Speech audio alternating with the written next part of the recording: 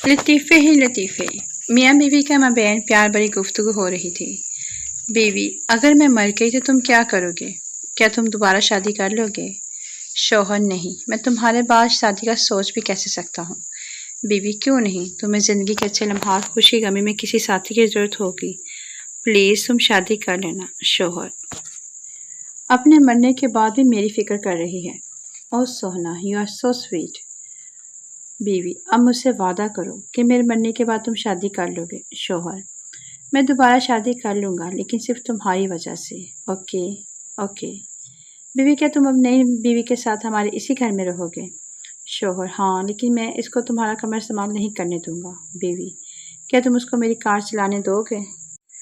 शौहर, नहीं, ये तुम्हारी है, मैं इसको तुम्हारी यादगार के तौर पर रखूँगा और उसके लिए एक नई कार खरीदूँगा। बीवी, क्या तुम उसको मेरी ज्वेलरी दोगे?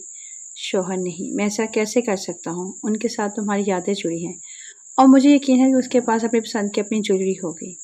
बीवी, क्या वो मेरे जूते पहनेगी? शौहर, नहीं, ऐसा हो ही नहीं सकता।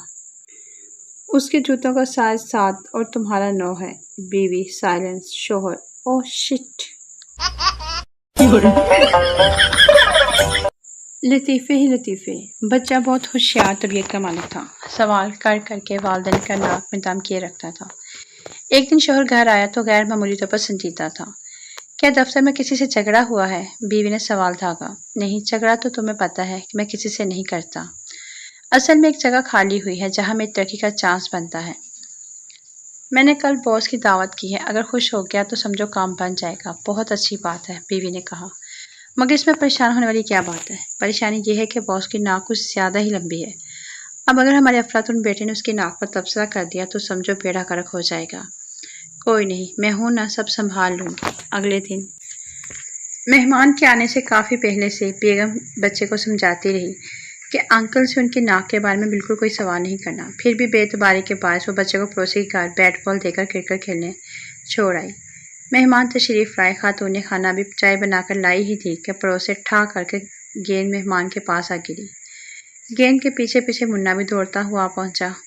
मुन्ने को देखकर तो उसकी माँ का रंग फक हो गया। मेहमान ने बड़े प्यार से गेंद उठाकर मुन्ने की तरफ बढ़ाई, मगर मुन्ना गेंद को भूलकर बॉस के नौक को यूं देख रहा था जैसे कसाई बकरे को देखा करता है। अभी मुन्ने ने तबसरा शुरू करने का पोस्ट बनाया ही था कि मुन्ने की माँ ने मेहमान की तवज्जो हटाने के लिए मामूल से ऊंची आवाज़ में हड़बड़ाहट से पूछा, आपकी नाक में कितने चमचे चीनी डालूं? शौहर के कुर्सी समेत गिरने की आवाज़ काफ़ी बुलंद थी। No, no, no, no.